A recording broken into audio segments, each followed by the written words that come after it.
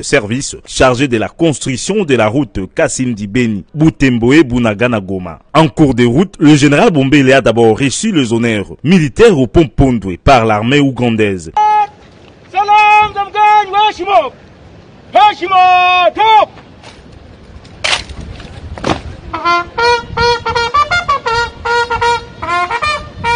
Juste après, il a été accueilli à la barrière de Kasindi par un peloton FARDC. Le coordonnateur des opérations conjointes FARDC-IPDF et sa délégation ont dans leur chemin visité l'usine de fabrication de farine et de la cimenterie Ima Cement DKCC. Avant de regagner le quartier général de l'opération Chouja à Beni, le général Bombele a visité le site de la société d'hôtes services. Sur place, il s'est adressé aux travailleurs et a visité les sites et les chantiers. Je viens de faire une petite réunion avec le manager ici sur place. Qui est les responsables de la société d'hôtes ici en RDB.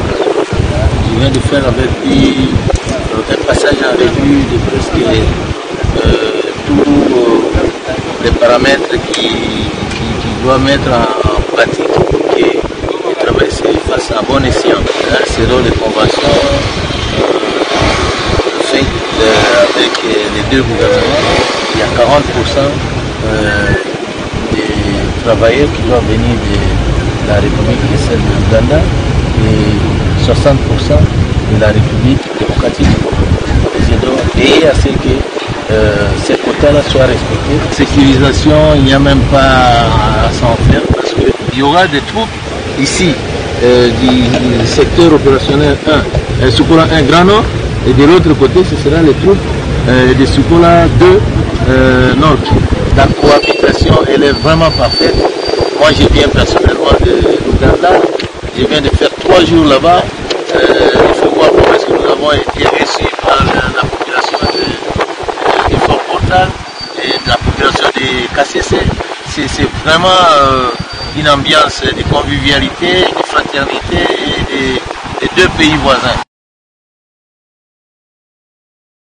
Informer les officiers supérieurs de la 12e région militaire sur la création d'une coopérative au sein des forces armées de la République démocratique du Congo est l'objet de cette réunion présidée par le commandant second du service d'éducation civique et patriotique et d'assistance sociale, SECAS en sigle, en charge de l'administration et la logistique, le général de brigade Basile Mutombo Maenge.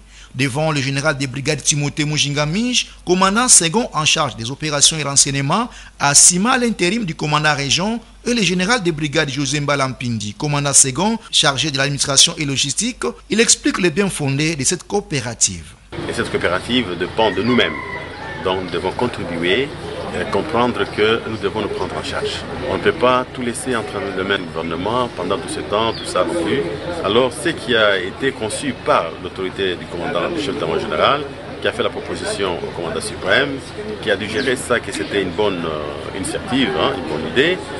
C'est comme ça que je suis là, pour vulgariser ce message au sein des unités, les officiers et les hommes de troupe. Cette coopérative, c'est en guise d'une caisse d'épargne. L'avantage, c'est beaucoup même, je peux dire, parce que ça nous accompagne même lors de notre retraite, ça nous accompagne en plusieurs besoins. Beaucoup de pays sont comme ça. C'est ce qui aide même aux militaires de trouver même un crédit à la banque. Il peut s'acheter une maison, il peut faire ceci. Donc c'est dans ce sens-là. Et aujourd'hui, nous sommes gérés dans des banques civiles, vous savez. Et combien est-ce que nous dépensons? Après les officiers supérieurs, le général de brigade Basile Mutombo Maenge sensibilise tous les hommes des troupes regroupés au camp militaire Rejaf. Une coopérative qui sera alimentée par les cotisations des militaires. Une banque qui va apporter le développement et assurer la prise en charge sociale pendant la période de la retraite en accordant la rente de survie et des prestations sociales aux militaires.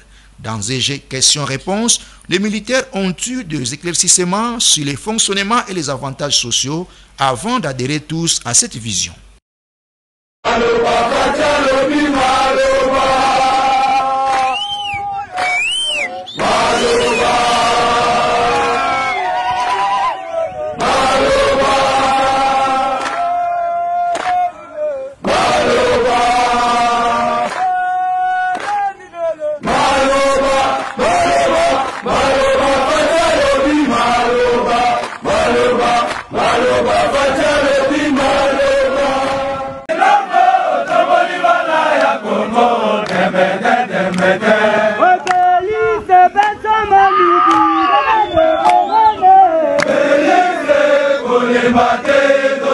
na nsima biso tosinyeliwa